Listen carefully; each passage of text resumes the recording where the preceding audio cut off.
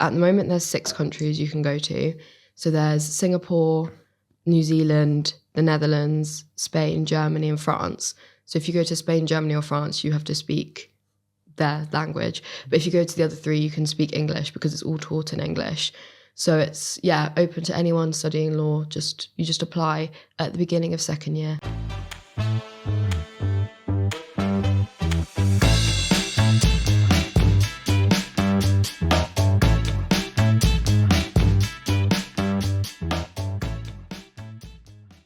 Hello everyone, welcome to Cambridge from the Inside. We're here with a new guest today. Would you like to introduce yourself? Hi, I'm Bethany and I'm a final year law student at Trinity Hall. Nice. And we're here today to talk about studying law at Cambridge, what the course is like, and the year abroad that you can do whilst studying law at Cambridge. So to start it off, what does a typical day look like for a law student?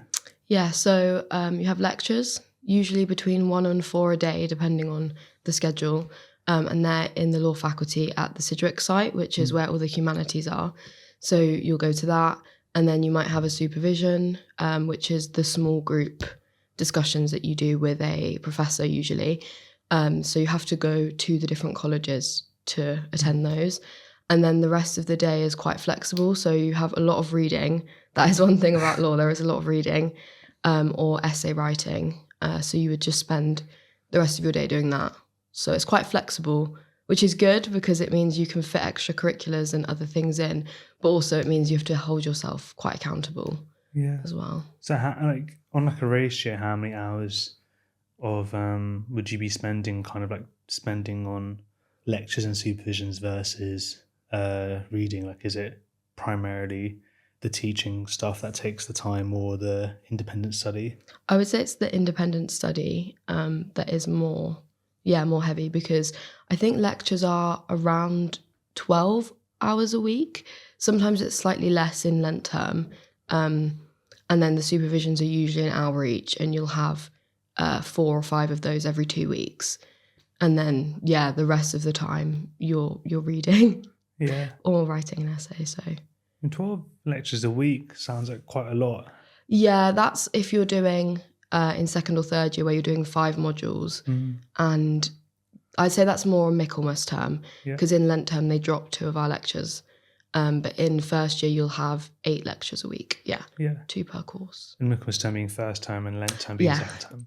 Sorry. No worries. And for anyone who doesn't know, what is the course structure like for law? Is there much flexibility, or what's the course structure like?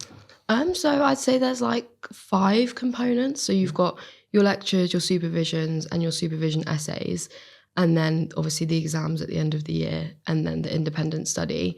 So in first year, everyone does 4 modules. So you do criminal law, constitutional law, ancient Roman law, and tort law.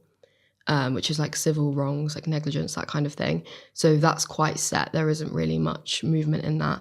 But then in second year, you move up to 5 modules, and you do 2 compulsory ones, which are contract law and land law. And the other 3, you get pretty much free reign from a list to choose. So that's quite good. So you can really get into what interests you more. And then in the final year, you get even more choice, because along with the 2 compulsory modules, which are equity and EU law, you get to do a dissertation if you want to, or you can do half papers, or you can just do 5 sort of full papers. So there's quite a lot of flexibility as you move through the degree. Yeah, nice. And what choices have you made since the beginning and now to what you're doing now? So in second year, I went very non-commercial. I went for family law and then 2 criminal law papers. And then in third year, I've gone more commercial. So I'm doing competition law, labour law, law of succession, animal rights law, and that's all of them. So I've done a bit of a shift, I suppose. Shift from the sort of family criminal to the more commercial areas. But I mean, it just depends what you want to do. Some modules are only available for third year students, and some are available in second and third year. So you can really mix it up. Yeah, nice. One thing that's quite particular about Cambridge and Oxford is the supervision system, and something you mentioned before. For anyone who doesn't know, can you explain what the supervisions are like? Do you have to do like work beforehand? How many students will there be in each supervision? So there's between 2 and 5 normally, but I have had the odd one where it's been just me. So that's not super common though. And you do have to do work beforehand. So you'll get given a reading list. It usually has a textbook chapter, some cases and some articles to read. I don't think most people read everything for the supervision. I don't. Okay. Some things have to be left, but you'll do as much as you can. And then there'll be a set of maybe 10 questions to prepare for. But the actual supervision is very dependent on the supervisor, I would say. So some of them will just sit down and, you'll do the questions in order. Some of them will do no questions and they'll do their own thing. Some of them might ask you what you want to talk about. So you have to be quite flexible in that. But yeah, it's basically just to get a deeper understanding of the work you've been doing, really. Yeah, nice. I think for humanity subjects, students kind of imagine being set an essay title or essay question and then having to write their essay. So what are these kind of like list of questions they have to answer, and what kind of questions are they? They can range. Some of them will just be like basic content questions to check that you've understood the basic, concepts. And then you might get an essay, which you can plan and then you can discuss it. And usually there's a problem question, which is a scenario of facts. And then you have to sort of legally advise the people in the scenario. So that's quite common. And then that's also one that we'll usually go through in the supervision, which is really useful because then that helps you get a structure for the exam when you do the questions. So would I be right in thinking that some people might prefer the essay side of things and some people prefer the problem side of things? Yeah, definitely. So I personally much prefer problem questions. I think it depends. Yeah, because they're using different skills. So a problem question is more application and understanding the law and doing it in a structure, whereas essays are more kind of theoretical and critiquing the law, thinking of ways to improve the law and that kind of thing. So it depends what kind of thing you prefer. But yeah, and like in an exam, would you have to demonstrate both skills? Yeah, so some exams have a strict requirement. So we do 4 questions in an exam. Some of them need a 2-2 split of problem question and essays. Some of them say you have to do one of each. Some of them just want one problem question. And some of them you just do any 4 on the paper. So it does vary quite a bit. But I don't think you could get through the whole degree only doing one or the other. Yeah, nice. And outside of the course, are there like law societies, whether it's in college or university, and what's like life like as a law student outside of studying? Yeah, so there's quite a lot of different ones. So CULS is the main one. That's Cambridge University Law Society. So you've got to pay, I think it's £50 for a lifetime membership, but they do offer a lot of activities for that. So we'll have speakers come in, sometimes judges. They'll come in and do a talk. There's a big ball every year, the Law Ball, which is kind of like an end of year Mabel type thing, where you get dressed up and you have drinks and dancing and things. There's also pro bono work you can get involved with. So we had Amicus, which is a charity that helps get American prisoners off death row. So you could help get involved with that. So there is a lot of things you can do with CULS outside of law. And then there's also the Trinity Hall Law Society, which is obviously a lot smaller. And they do a lot of dinners with law firms, workshops, that sort of thing. And they're usually free to attend, which is quite nice. So we had one in Michaelmas with HSFK. So quite a few of them came down, and it's a great way to network and just learn a bit more about the profession as well. Yeah. So would I be right in thinking in these societies it's easier to kind of know what opportunities and job opportunities there are for law students after they graduate? Yeah, definitely. There's a lot about how to apply for them and what you can apply for. So there's obviously the solicitor and the barrister route. So you can speak to solicitors and find out how to do well in the SQE, that kind of thing. So it is quite good for that. And also if you want to meet other law students as well and build a community of law students, you can do that. Nice. Yeah. And there's another word that's kind of, you hear a lot of law students talk about like MOOTS. I was wondering if you can explain what that is. Yeah, so this is, I would say, more for people that want to be a barrister. Right. But it's just a simulated court, basically. So you'll get given a case and some facts, and then you've got to build a legal case, and it's like acting out as if you're in court, basically. Yeah. And how many of those are there, like, in a year, or is there an opportunity for all law students to take part in that? I mean, I think you have to apply for it. Yeah. Okay. And there's a few per year. I mean, there's different levels. So some will just be more sort of fun. Yeah. And then some of them can, be very competitive.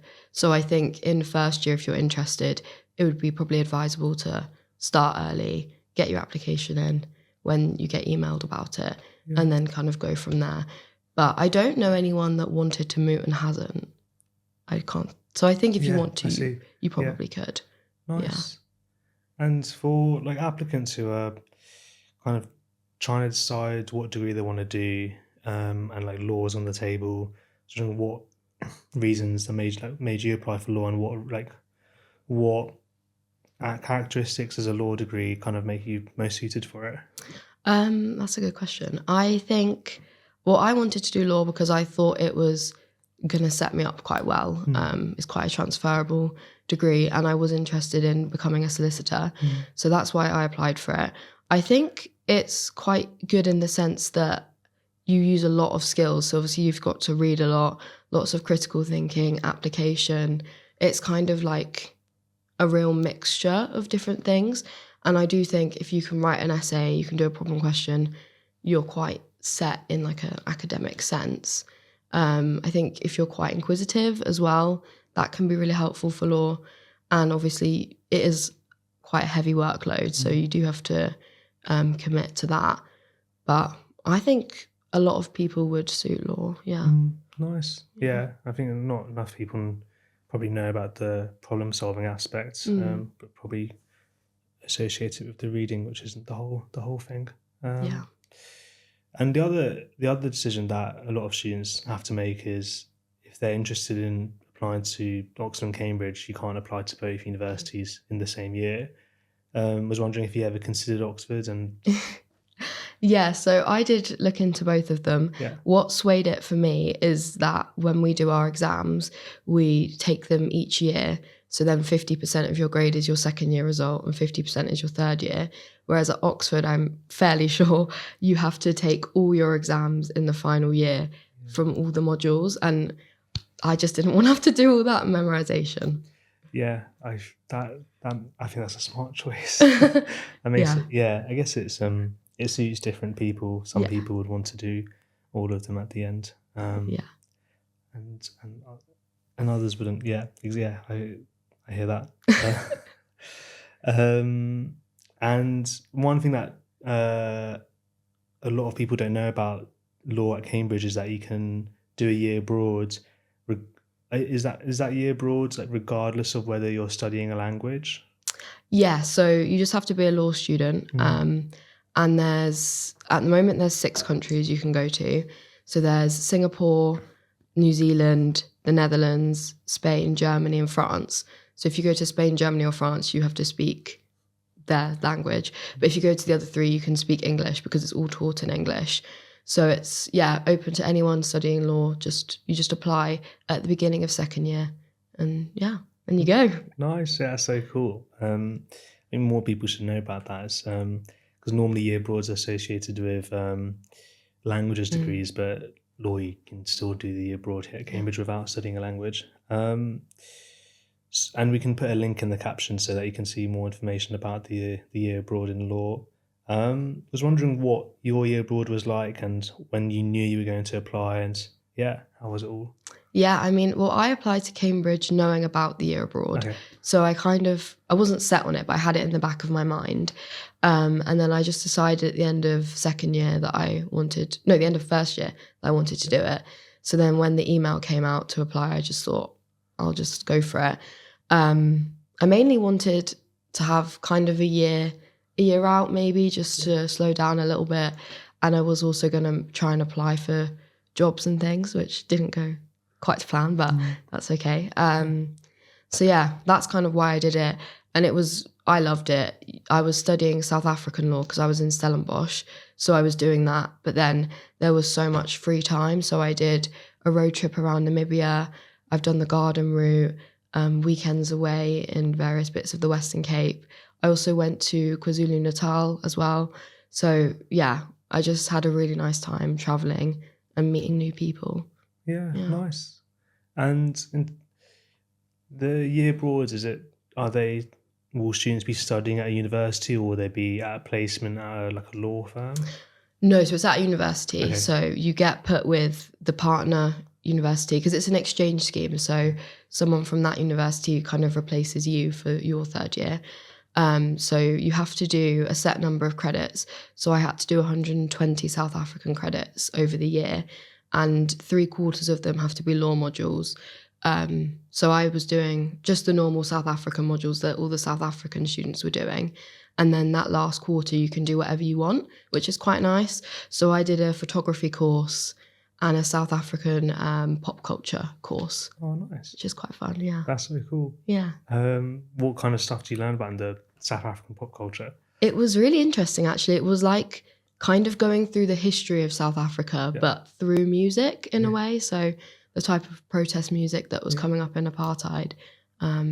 It was really interesting. Nice. That's cool. And would the credits that you gain from your year abroad, do they add on to the credits you gain at Cambridge?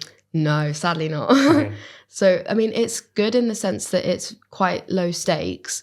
You just have to kind of, obviously you're going to put some effort in and you want to pass and everything, but it doesn't matter if you come back with a 50 or a 100. It doesn't make much difference. So, which is, I think, quite nice. Yeah, nice. Yeah.